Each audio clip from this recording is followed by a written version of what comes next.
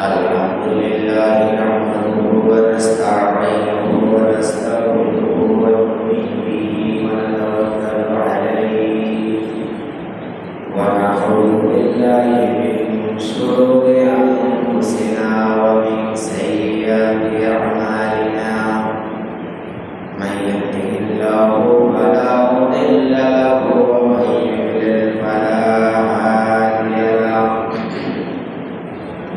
فلن تجد له وليا مرشدا وأشهد أن لا إله إلا الله وحده لا شريك له أيها الذي لا ند له ولا ند له لا مثل له ولا مثيل له لا وزير له ولا كفيل له لا شبه له ولا شبيه له وهو الواحد الفرد الصمد لم يلد ولم يولد ولم يكن له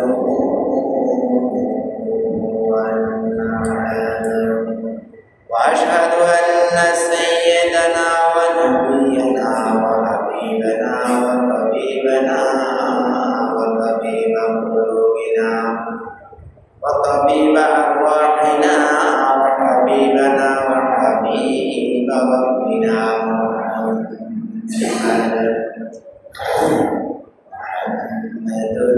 عبد الله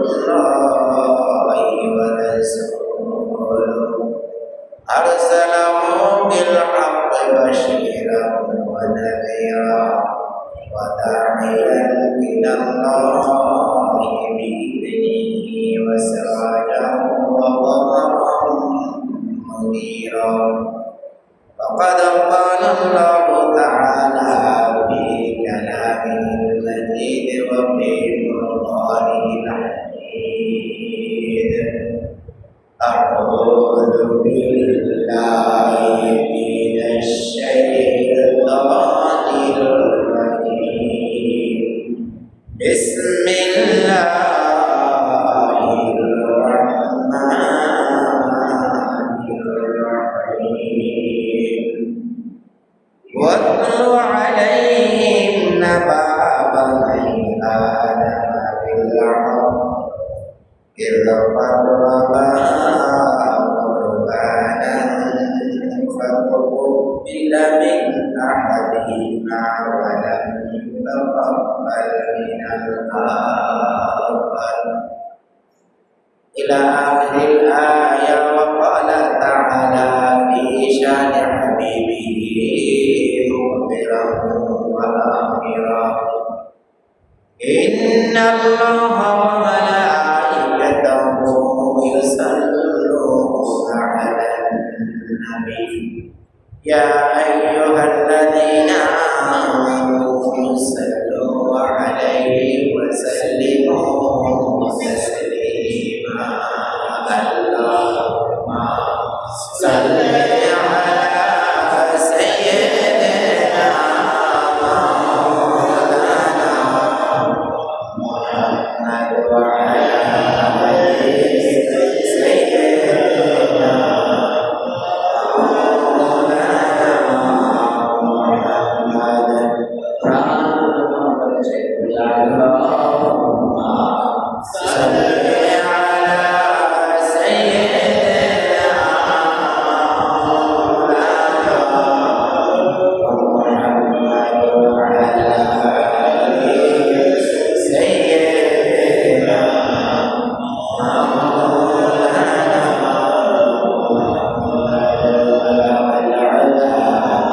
بكماله كشف الدجى بجماله وسنة جميل وخصائص صلوا عليه وآله معزز محترم সম্মানিত ওলামায়ে কেরাম সম্মানিত মুরব্বিয়ান আযম আমার সম্মানিত যুবক ভাইরা, পর্দার আড়ালে অবস্থানরত আমার সম্মানিতা মা ও বোনেরা, আসসালামু আলাইকুম ওয়া রাহমাতুল্লাহি ওয়া বারাকাতুহু। আল্লাহ তাবারক ওয়া তাআলার পবিত্র মহান রাজ দরবারে অগণিত শুকরিয়া যে তিনি আমাদেরকে সবার আগে আগে মসজিদে আসা, বসার, মুসাইজি কথা বলার সময় দান করেছেন। এই জন্য আমরা কালিমাতুল শুকর আদায় করি আলহামদুলিল্লাহ। কত মানুষ, কত জায়গায়, কত অ্যাক্সিডেন্ট, কত বিপদ, যে বিপদে পড়ে সে বুঝে, যাকে সাপে কামড় দেয় সে বুঝে সাপের কামড়ের কত বিষ। সব মিলিয়ে আল্লাহ তাআলা আমাদেরকে সুস্থ রেখেছেন, তারই ঘরে আসার তৌফিক দান করেছেন, আসার তৌফিক দান করেছেন। সেই জন্য আমরা আবার কালিমাতুল শুকর আদায় করি আলহামদুলিল্লাহ। ভাইরা আমার, আল্লাহ তাআলার প্রশংসার পর প্রিয় নবী মুহাম্মদ রাসূল সাল্লাল্লাহু আলাইহি ওয়াসাল্লাম এর প্রতি আমাদের পক্ষ থেকে আমরা দরুদ সালাম প্রেরণ করছি। আমরা পড়ে নেই সাল্লাল্লাহু আলাইহি ওয়াসাল্লাম। আল্লাহ তার প্রতি শান্তি নাযিল করুন। ভাইরা আমার, তারপর সমগ্র মুসলিম বিশ্বের পুরা দুনিয়ার যত মুমিন মুমিনাত যে যেখানে যেই দেশে বিপদে মুসিবতে রয়েছে, আল্লাহ তাআলা যাতে করে তাদের জন্য সাহায্যকারী প্রেরণ করেন। বর্তমানে ফিলিস্তিন, ইরান, ভারত, এই সমস্ত জায়গাগুলো, ভারতের এখান দিয়ে আরাকান, কাশ্মীর, এগুলোতে মানুষের প্রতি অবিচার, অনাচার করতেছে, জুলুম করতেছে। সেই জুলুমের হাহাকার ওই অঞ্চলের বাতাস ভারী হয়ে গেছে। আল্লাহ তাআলা আমাদেরকে শান্তিতে রেখেছেন। এই জন্য আবার আমরা কালিমাতুল শুকর আদায় করি আলহামদুলিল্লাহ। আসেন আমরা আজকে আমাদের সামনে আর কত 4 দিন, এই 4 দিন পরে আমাদের আসতেছে আমাদের কোরবানি। 6 দিন বাকি নাকি? আজকে 4 তারিখ, যদি আরো দিন হয় তাহলে মাঝখানে 5 দিন, 6 দিনের দিন আমাদের কোরবানি ঈদ। এই কোরবান কোথা থেকে প্রথম শুরু হলো এটা জানা দরকার না? পবিত্র কোরআনে আল্লাহ তাআলা সূরা মায়েদা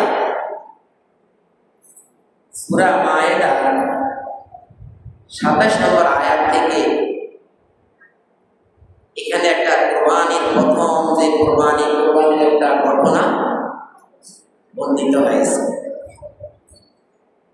যেটা দুনিয়ার প্রথম কোরবানি নামে পরিচিত। ভাইরা আমার, চলেন আমরা একটু আউযু বিল্লাহি মিনাশ শাইতানির রাজিম। বিসমিল্লাহির রাহমানির রাহিম। ওয়াতলু আলাইহিম নাবা আবনাই আদম বিল হাক্কি ইয qarraba কুরবানা।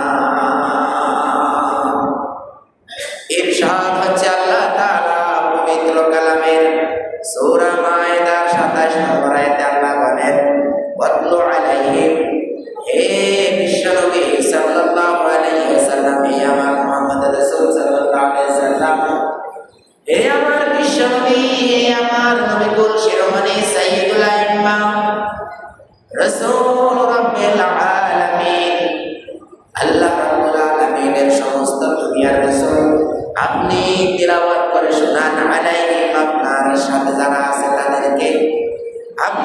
সঙ্গীদেরকে আপনি তেলাওয়াত করে শোনান। নাবা সংবাদ বিবরণাই আদম আলাইহিস সালামের দুই সন্তানের ব্যাপারে। আদম আলাইহিস সালামের দুই সন্তানের খবর নাবা সংবাদ আপনি সত্য সহকারে আপনি তেলাওয়াত করে শোনান। এর যখন যখন তারা কোরবানি করার নিকটবর্তী হয়ে গেল, কোরবানি করলো, তখন তাদের দুই সন্তানের এক সন্তানের কোরবানি কবুল হয়ে গেছে,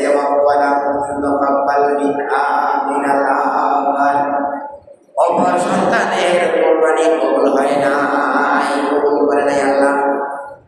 এখানে ঘটনা হলো আদম আলাইহিস সালামের সন্তানগণ জোড়া জোড়া দুনিয়াতে আসতো, একটা ছেলে আসতো, একটা মেয়ে আসতো, একসাথে এক জোড়া সন্তান জন্মগ্রহণ করতো। তখন তো কি দুনিয়ায় কোনো মানুষ ছিল না। এইভাবে নিয়ে আদম আলাইহিস সালামের সন্তানদের দুইজনের মধ্যে একসাথে একটা ছেলে একটা মেয়ে জন্ম নিত।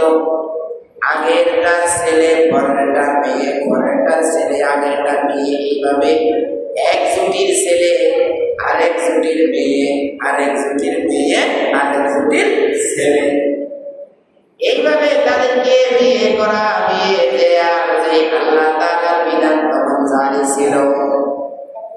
আর এক জুটির মধ্যে আকলিমা, আরেক জুটির মধ্যে লিওয়াজা, এক জুটির মধ্যে হাবিল, আরেক জুটির মধ্যে আসলো কাবিল।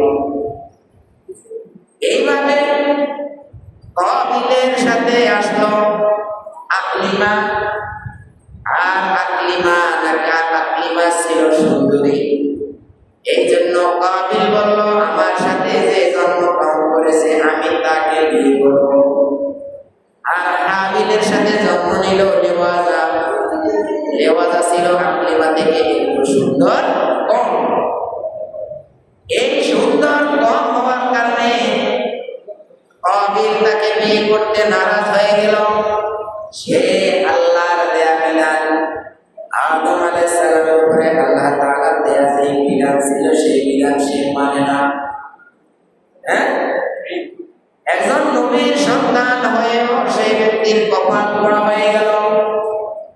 তখন আদম আলাইহিস সালাম একজন নবী, আদর্শ মানুষ, তিনি বললেন, তোমরা কোরবানি করো, মাঠে রাখো, আসমান থেকে নিয়ম অনুযায়ী যার কোরবানিটা আসমান থেকে আগুন এসে পুড়ে ফেলবে তার কোরবানিটাই গ্রহণযোগ্য হয়েছে, তার সাথে আমরা আকলিমাকে বিয়ে দেব। এইভাবে হাবিল কোরবানি করেছে, মাঠে রেখেছে, কাবিল কোরবানি করেছে দূরের আরেক জায়গায় রেখেছে, দেখা যায় আসমান থেকে। তখনকার কোরবানি ছিল সেই কোরবানি করবে, মাঠে রাখবে, আসমান থেকে যার কোরবানি কবুল হবে, আসমান থেকে আগুন এসে ওটাকে ঝলসে দেবে, বলছে কি একদম পুড়ে ফেলবে। তার অর্থ আসমান থেকে আগুন এসে পুড়ে ফেলা মানে তার কোরবানি কবুল হয়েছে। এমনই ভাবে কোরবানি করতে গিয়ে আপনার হাবিলের কোরবানি কবুল হয়ে গেল, কাবিলের কোরবানি কবুল হলো না, তার কোরবানি এক জায়গায় পড়ে আছে। এইভাবে গিয়ে যখন তার কোরবানি কবুল হলো তখন আল্লাহ তাআলা বলেন, ফাতুবিলা মিন আহাদিহিমা, হাবিল এবং কাবিলের দুইজনের মধ্যে একজনের কোরবানি কবুল হলো, তথা হাবিলের কোরবানি কবুল হলো, ওয়ালা ইউতাকাব্বাল মিন আমিনাল আখার, এবং আরেকজনের কোরবানি কবুল হলো না। তখন ওই যে কাবিল, যে ব্যক্তির কোরবানি কবুল হলো না, সেই ব্যক্তি বলল, আদম আলাইহিস সালামের সন্তান, সে বলল, লাআকাতুলান্নাকা, আমি তোমাকে অবশ্যই অবশ্যই, লামে তাকিদ ওয়া নুনে তাকিদ সাবিলা, তার পরে মুস্তাকিল মারুফ করা হয়েছে, আমি তোমাকে অবশ্যই অবশ্যই হত্যা করব, তারপরেও আকলিমাকে আমি বিয়ে করব, আমার সাথে যে জুটি আমি তাকে বিয়ে করব, আমি তোমাকে অবশ্যই অবশ্যই হত্যা করব। ইন্নামা ইয়াতাকাব্বালুল্লাহু মিনাল মুত্তাকিন। হাবিল তখন প্রত্যুত্তরে বললেন, নিশ্চয়ই আল্লাহ তাআলা মুত্তাকিদের পক্ষ থেকে কুরবানিকে কবুল করেন। ইন্নামা ইয়াতাকাব্বালুল্লাহু, আল্লাহ তাআলা নিশ্চয়ই কুরবানি কবুল করেন মিনাল মুত্তাকিদের পক্ষ থেকে। এইভাবে নিয়ে সেই মায়েদার 28 নম্বর আয়াতে আরো বলেছেন আল্লাহ তাআলা কি বললেন, ওই কাবিল বলেছেন, ওই হাবিল বলেছেন লাইন বাসাতা ইলাইয়া ইয়াদাকা, ওই হাবিল বলেছেন লাইন যদি বাসাতা, তুমি যদি সম্প্রসারিত করো, ইলাইয়া আমার উপরে, ইয়াদাকা তোমার হাত, আমার ভাই তুমি আমাকে হত্যার উদ্দেশ্যে আমার দিকে তোমার হাত এগিয়ে দাও, লাকা এবং লাকা বলানি, যদি আমাকে তুমি সত্যি সত্যি যদি হত্যা করো, মা আনা বিবাসিতিন ইয়াদিয়া ইলাইহি, আমি আমার হাতকে তোমার দিকে সম্প্রসারিত করব না। তুমি আমাকে হত্যা করো ঠিক আছে, কিন্তু আমি তোমাকে পাল্টা হত্যার জন্য রুখে দাঁড়াবো না। ইন্নী আখাফুল্লাহ, আমি আল্লাহ তাআলাকে ভয় করি, রাব্বুল আলামিন, যিনি সমস্ত বিশ্ব জগৎ সমূহের প্রতিপালক। খালি দুনিয়া না, দুনিয়ার মধ্যে যখন লক্ষ লক্ষ দুনিয়া, crore crore million trillion million billion trillion দুনিয়া এরকমের যিনি নিয়ন্ত্রণ করেন। আপনি তো একটা দুনিয়ায় বসে আছেন, এরকমের যিনি জান্নাতি হবেন, যিনি জান্নাতি হবেন, একদম সর্বনিম্নতম যে ব্যক্তি, তাকে দুনিয়াটাই রাসূল হাদিস বলেছেন যে দুনিয়া, এই দুনিয়ার মতো দুইটা দুনিয়া তাকে দেওয়া হবে। তাহলে এখন এই দুনিয়া যারা জান্নাতে যাবে তাদেরকে যদি দুনিয়ার মতো যদি দুইটা দুনিয়া দেওয়া হয়, তুমি সেটা কি? আল্লাহ বলেছেন কানাত লাহুম জান্নাতুল ফিরদাউসি নুজুলা, কানাত লাহুম, কানাত এর পেলে মাজি, পেলে মাজি মানে পাস্ট, মানে অতীতকাল। তার অর্থ হলো কানাত লাহুম জান্নাত, তাদের জন্য জান্নাত প্রস্তুত করে রাখা হয়েছে। সুবহানাল্লাহ, তার মানে এখানে যে আলামিন বলেছেন, আলম অর্থ হলো একটা দুনিয়া, আর আলামিন অর্থ হলো কোটি কোটি দুনিয়া আল্লাহ তাআলা বানিয়ে রেখেছেন। এইভাবে হাবিল বলল, ইন্নী আখাফুল্লাহ রাব্বাল আলামিন, আমি ভয় করি বিশ্ব জগৎ সমূহের প্রতিপালককে। এইভাবে সূরা মাইদার 29 নম্বর আয়াতে আল্লাহ তাআলা বলেন, সেই হাবিলের মুক্তি, হাবিল যে কথাগুলো বলেছে আল্লাহ তাআলার কাছে সেই কথাগুলো পছন্দ হয়ে গেছে। এই পছন্দের কারণে তার হাবিলের কথা হলো, আর কাবিল যে বিপদে পড়ে গেছে যেই কথাগুলো বলে, সেই কথাগুলো কাবিলের বিপদে পড়ে যাওয়ার কথাগুলো আল্লাহ তাআলা কোট করে শেয়ার করে দিলেন আপনাদের কাছে কোরআনুল কারীমে। পবিত্র কোরআনুল কারীমে শেয়ার করে দিয়ে আপনার কোট করে দিয়ে আল্লাহ তাআলা বলেন, সেই হাবিল আরো বলেছে, ইন্নী উরিদু আন তাবুয়া, হাবিল বলল ইন্নী উরিদু, আমি চাই, আমি চাই আন তাবুয়া বিইসমি ওয়া ইসমিক, আমি চাই তুমি যদি আমাকে হত্যা করে ফেলো, তাহলে তুমি আমার পাপ এবং তোমার পাপ দুই পাপই কি করবে? দুইটা পাপই আর তুমি বহন করবে। আমার পাপ এবং তোমার পাপ দুইজনের পাপই কিন্তু তুমি বহন করতে হবে। আমাকে তুমি হত্যা করলে আমার পাপ সবগুলো তোমার কাঁধে চলে যাবে, তোমাকে বহন করতে হবে। এখান থেকে ইঙ্গিত আসতেছে, কোনো ব্যক্তি যদি কোনো ব্যক্তিকে হত্যা করে তাহলে ওই ব্যক্তির পাপ যে ব্যক্তি হত্যা করে তার কাঁধে তার কিতাবে চলে যায়। তারপর আবিলাহ বলেন ফাতাকুনা মিন আসহাবিন নার, দুইজনের পাপ যখন একত্রিত হবে তখন জাহান্নামে চলে যাবে। কি শান্ত পত্র ভাবে তাকে বুঝিয়ে দিল।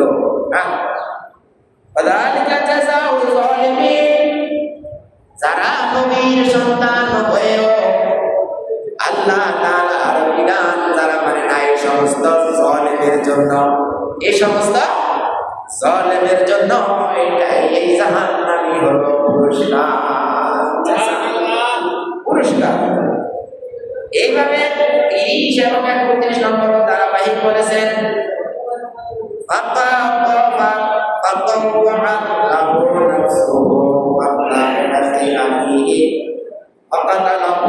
তখন সে পরিকল্পনা করল, উত্তেজিত হয়ে গেল, উত্তেজিত হয়ে গেল, উত্তেজিত হয়ে গেল সেই ব্যক্তি তার ভাইকে হত্যা করতে।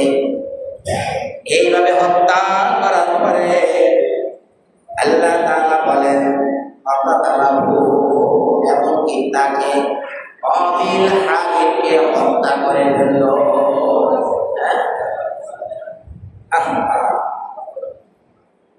ফাসবাহা মিনাল খাসিরিন, যারা দুনিয়া আনো গেল সালাও গেল খালি আব্দুল্লাহ, এই খালি আব্দুল্লাহর তালিকায় সে ব্যক্তি শামিল হয়ে গেল। ফাসবাহা সে ব্যক্তি পরিণত হয়ে গেল, শামিল হয়ে গেল মিনাল খাসিরিন, ওই সমস্ত ক্ষতিগ্রস্তদের সাথে যারা জাহান্নামে অধিকারী হয়ে গেল। যারা কি জাহান্নামী, দুনিয়ায় যারা ক্ষতিগ্রস্ত, দুনিয়ায় যারা আমও গেল সালাও গেল, সালাটাও নাই। উদাহরণ কি, গুলিস্তানে, ঢাকার গুলিস্তানে আম বিক্রি করার জন্য এক সালা আম ঢাললো। পুলিশ এসে বললো তুমি এখানে ফুটপাতে এইভাবে দখল করে আম বিক্রি করতেছো, এই বলে পুলিশরা আমগুলো নিয়ে গেল। ওই পিছন দৌড় দিল, ভাই আমার আমগুলো দাও, আমার সন্তান, ছোট সন্তান, কত সন্তান, আমার স্ত্রী অসুস্থ, আমি এগুলো বিক্রি করে আমি কি করবো, বাড়িতে টাকা দেবো, তারা ওষুধ খাবে, চলবে, ছোট বাচ্চা এত কিছু করবে। এই যে পুলিশকে বলতেছে সে কিছুই শুনে না, সে তো তুমি অন্যায় করেছো এখানে। এইভাবে সবগুলো নিয়ে গেল। আর ফিরে আসলো, দেখলো যে আরে দেখি আমার সালাটা আছে কিনা, দেখলো সালাটাও ঢুকাইয়ে বোতল ঢুকাইতে হয়ে গেছে। এখন এটাকে বলা হয় আমও গেল সালাও গেল, পকেটে তো টাকা নাই। এই সমস্ত যারা আমও গেল সালাও গেল এদেরকেই বলে খাসিরিন, ক্ষতিগ্রস্ত। এখন হত্যা করার পরে সেই কাবিল কি করলো, তার ভাইয়ের লাশটাকে কাঁধে নিয়ে করতেছে, সে কি করবে সে জানে না।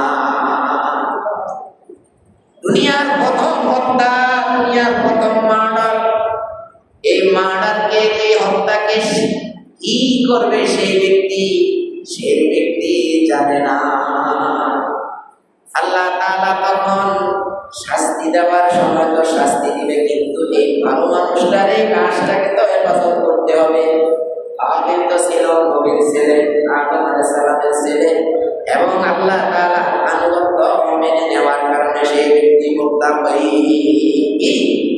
সে নিজে মুত্তাকি। এই মুত্তাকি ব্যক্তির লাশটা কি করবে, এই মুত্তাকি ব্যক্তির লাশটা কিভাবে সেভ করবে, কিভাবে সেফটি দিবে, আল্লাহ তাআলা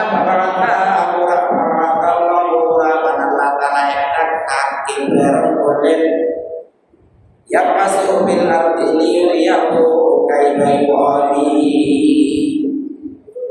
একটা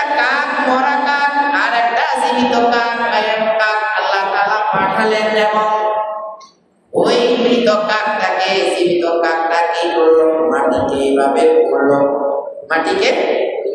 মাটিকে সরিয়ে ওই কাকটাকে মৃত কাকটাকে ভিতরে রাখলো আর মাটিকে সামা দিয়ে দিল।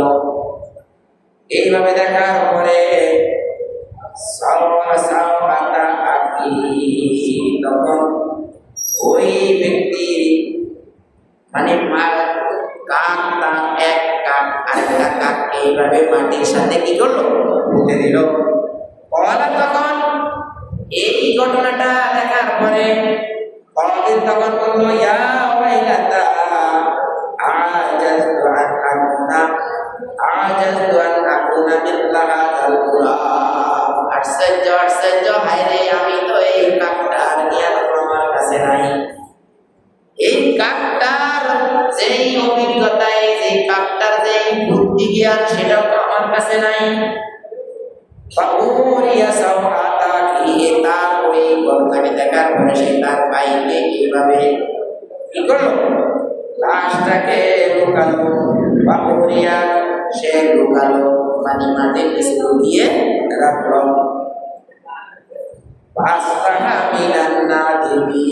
এবং সে আফসোস করলো, এই কাকের যে জ্ঞান, সেই জ্ঞানটা তো আমার কাছে না। এভাবে সে কি করলো, আফসোস করলো না দেবী। এইভাবে তখন আল্লাহ তাআলা ঘোষণা জারি করলেন, বিশ্বনবীর মাধ্যমে আল্লাহ তাআলা দুনিয়ার পরবর্তী দুনিয়ায় ঘোষণা করে দিলেন, মিন আজালি যালিকা, এই ঘটনার পর কাতাবনা, আমি লিখে ফেলেছি। আল্লাহ তাআলা বলেছেন, আমি লিখে রেখেছি, আলা বনি ইসরাঈল, বনি ইসরাঈলের উপরে আমি লিখে রেখেছি। সেই বনি ইসরাঈলের উপরের লেখা অনুযায়ী, বনি ইসরাঈলের উপরে লেখা অনুযায়ী কি হলো, শুধু আইনটা বনি ইসরাঈলের জন্য নয়, এই আইনটা ইলা ইয়াউমিল কিয়ামা, কিয়ামত পর্যন্ত আইনটা জারি করার জন্য আল্লাহ তাআলা পবিত্র কালামে এই ঘোষণাটা দিয়ে দিল। কি ঘোষণাটা দিয়ে দিল? আন্নাহু মান কাতালান নাফসা বিগাইরি নাফসিন আও ফাসাদিন ফিল আরদি ফাকান্নামা কাতালান নাসা জামিআ। আন্নাহু, নিঃসন্দেহে এই ঘটনাকে, মান কাতালান নাফসা, যে ব্যক্তি কোন ব্যক্তিকে হত্যা করিল, বিগাইরি নাফসিন, অথচ সে কাউকে হত্যা করেনি। যে ব্যক্তি কাউকে হত্যা করলো অথচ সে কাউকে হত্যা করেনি, এমন কোন ব্যক্তি, আও ফাসাদিন ফিল আরদ, অথবা জমিনের মধ্যে কোন ঝগড়াও সৃষ্টি করেনি, জমিনের মধ্যে কোন ঝগড়াও সে বাঁধায়নি, জমিনের মধ্যে সে জিনা ব্যভিচার বা অন্য কোন ফিতনা ফাসাদ সে সৃষ্টি করেনি। আল্লাহ তাআলা বলেন, ফাকান্নামা কাতালান নাসা জামিআ, ফাকান্নামা কাতালান নাসা জামিআ, এই ব্যক্তি নিরপরাধ, এই ব্যক্তিকে হত্যা করা মানে সে দুনিয়ার সকল মানুষকে হত্যা করে ফেলল। নাউযুবিল্লাহ, নাউযুবিল্লাহ। ভাইরা আমার, এইভাবে আল্লাহ তাআলা বললেন, যে ব্যক্তি কোন ব্যক্তিকে হত্যা করিল, সেই ব্যক্তি কাউকে হত্যা করেনি, অথবা জমিনের মধ্যে ফাসাদ সৃষ্টি করেনি, সে ফাসাদ সৃষ্টি করেনি। শান্ত সৌম্য ভদ্র একজন মানুষকে যদি কেউ অন্যায়ভাবে হত্যা করে, তাহলে পুরা দুনিয়ার যেন সমস্ত মানুষকে সে হত্যা করে ফেলল। এইভাবে দুনিয়ার সমস্ত মানুষকে হত্যা করার পরে যেই পাপ হতো না, সেই পাপ এই ব্যক্তির কাঁধে আল্লাহ তাআলা দিয়ে দিবেন।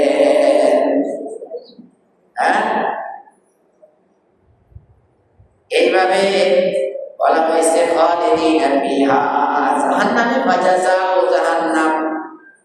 সামনেই তো বলা আছে যে ফাকান্নামা কাতালান নাসা জামিআ। এইভাবে সামনের আয়াতে বলা আছে যে সেই ব্যক্তির জন্য জাহান্নাম, সে সেই জাহান্নামে সে চিরদিন থাকবে, তাকে আর জাহান্নাম থেকে বাইরে হওয়ার কোনো সুযোগ নাই। কারণ সেই ব্যক্তি কুফরি করিল। নরহত্যা মানে কি? কুফরি। নরহত্যা কুফরি। সেই ব্যক্তি কুফরি করিল। সর্বোপরি যাকে এইভাবে গিয়ে প্রথম যে কোরবানি আদম আলাইহিস সালামের সন্তানদের মধ্যে পতিত হয়ে গেল। আর আমরা আজকে আছি জিলহজ মাসের 4 তারিখে।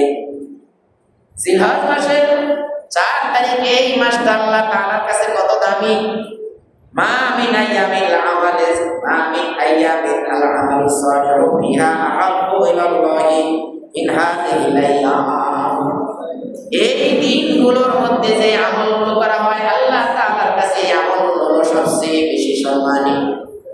নির্দিষ্ট বিশেষ বিশেষ কিছু সম্মানী আমলের মধ্যে এই জিলহজের 10 তারিখও, যেমন রমজানের আমল, রমজানের আমল যেমন এই 10 তারিখে আমলও তেমন।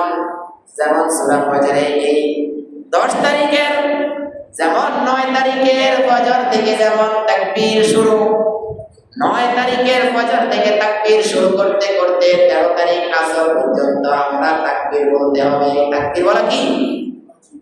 ওয়াজিব।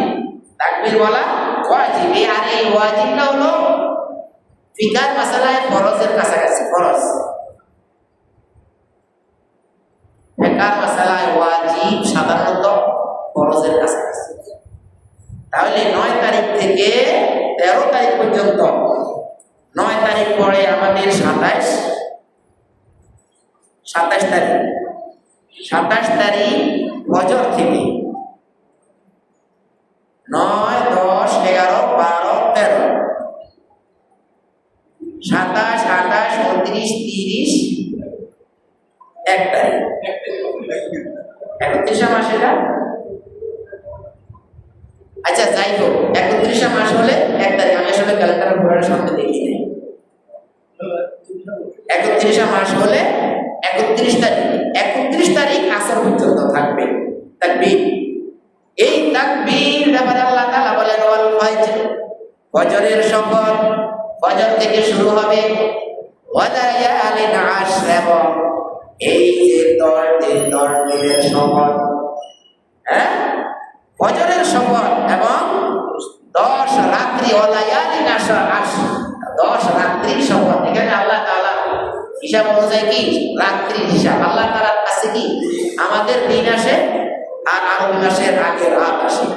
ইংরেজি মাসের আগে দিন আসে, আরবি মাসের আগে রাত আসে। এই জন্য আল্লাহ বলেন ওয়াল ফাজরি ওয়া লায়ালিন আশর ওয়াশ শাফরি ওয়াল ওয়াতর ওয়াল লাইলি ইযা ইয়াসর। ওয়াশ শাফরি ওয়াল ওয়াতর, জোড় এবং বেজোড়ের কসম। ওয়াল ফাজর, ফজরের কসম। ওয়া লায়ালিন আশর, 10 রাত্রির কসম। ওয়াশ শাফরি, জোড়ের কসম। ওয়াল ওয়াতর, এবং বিজোড়ের কসম। এইভাবে 10 রাত্রির আল্লাহ তাআলা কসম করেছেন। মুফাসসিরিনগণ বলেন এই 10 রাত্রি বলতে জিলহজ মাসের 10 দিনকে 10 রাত্রিকে বোঝানো হয়েছে অনেকের মধ্যে। এইভাবে আল্লাহ তাআলা বলেন বলু, তখন সাহাবীগণ যখন এই ঘটনা বলল এই 10 দিনের, তখন সাহাবীরা বলল 10 দিনের ঘটনা ইয়ানি আইয়ামুল আশর, আইয়ামুল আশর, অর্থাৎ এই 10 দিনের আমলের ব্যাপারে কি রাসূল বললেন কি আল্লাহর কাছে সবচেয়ে বেশি দামি। বলু, তখন রাসূলের সাহাবীরা বলল ইয়া রাসূলুল্লাহ, হে আল্লাহর রাসূল, ওয়ালাল জিহাদু ফি সাবিলিল্লাহ, আল্লাহর পথে যে জিহাদে যায় সেই দিনগুলো ওই ব্যক্তির জীবনের জন্য সবচেয়ে বেশি দামি। সেই ব্যক্তির জিহাদের দিনগুলো থেকে কি দামি হয় নাকি? তখন রাসূল বললেন ওয়ালাল জিহাদু ফি সাবিলিল্লাহ, হ্যাঁ জিহাদ ফি সাবিলিল্লাহ এটা তো একবার দুইবার আসে জীবনে, কারো 5 বার 7 বার আসে। আর যদি কেউ ব্যক্তি কি 100 বছর বাঁচে তাহলে তার এই 10 দিন তার 100 বার আসে। ওই জিহাদ ফি সাবিলিল্লাহ থেকেও এই দিনগুলো কি অনেক দামি, অনেক বেশি উত্তম। তখন রাসূল বললেন তবে হ্যাঁ ইল্লা, তবে হ্যাঁ রাজুলুন, এমন কোন ব্যক্তি যদি এমন হয় খারাজা বিনাফসিহি, সে ব্যক্তি নিজের জীবন নিয়ে বের হলো, ওয়া মালিহি, তার সমস্ত সম্পদ নিয়ে বের হলো, আর কিছুই পালাম ইয়ারজা মিন যালিকা বিশাইই, একটু কিছু নিয়েও সে ব্যক্তি আর ফিরে আসলো না। ওই নিজের জীবন এবং নিজের মাল নিয়ে জিহাদ করলো, জিহাদেই সে ব্যক্তি শহীদ হয়ে গেল। এই ব্যক্তি যদি ওই জিহাদের দিন, ওই ব্যক্তির জিহাদের দিনগুলো আর ওই ব্যক্তির জিহাদের ওই সময়টা এই 10 দিন থেকে দামি হতে পারে, আর না হয় এই 10 দিন থেকে দামি আর হতে পারে না।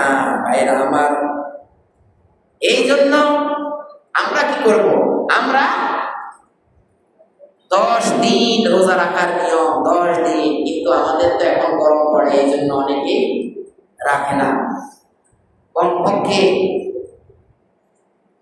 এই আমাদের দেশের অঞ্চলের তারিখের জন্য 26 তারিখ এবং 27 তারিখ, এই 2টা দিন রোজা রাখা ভালো, যেহেতু রাসূল সাল্লাল্লাহু আলাইহি ওয়াসাল্লাম এই দিন রোজা রাখার জন্য উদ্বুদ্ধ করেছেন। তবে 27 তারিখ ইয়াউমে আরাফা, আপনার হাদিস যতগুলো এসেছে সবগুলোতে আপনার 27, আমাদের 27 তারিখ, আরবি হলো 9 তারিখ, জিলহজের 9 তারিখ, আমাদের হলো 27 তারিখ। যতগুলো হাদিস এসেছে সবগুলো হাদিসে কি ইয়াউমে আরাফাকে বলা হয়েছে 9ম তারিখ। এখন 9ম তারিখে আপনি যদি সৌদি আরবে 9ম তারিখ ইয়াউমে আরাফা যদি আপনি সেখানে যদি আরাফা যদি আপনি এখানে ধরেন, তাহলে ওইখানে যখন আপনার রমজানে আপনি এখানে যখন রোজা রাখেন, রোজার ইফতার করেন, তখন ওইখানে তো আরো 3 ঘন্টা পরে ইফতার করেন, তখন আপনি কেমনি ইফতার করেন? এই জন্য আমাদের আরাফা হলো, আমাদের ইয়াউমে আরাফা হলো 9 তারিখ। সেই আরাফা কোন দিন গেল না গেল আমাদের এটা জানার বিষয় না। জিলহজ মাস যেই অঞ্চলে যেই দেশে থাকে, সেই দেশের জিলহজ মাসের 9 তারিখে আপনি রোজা রাখবেন। এখানে বড় একটা বিতর্ক আছে যে কিভাবে সম্ভব।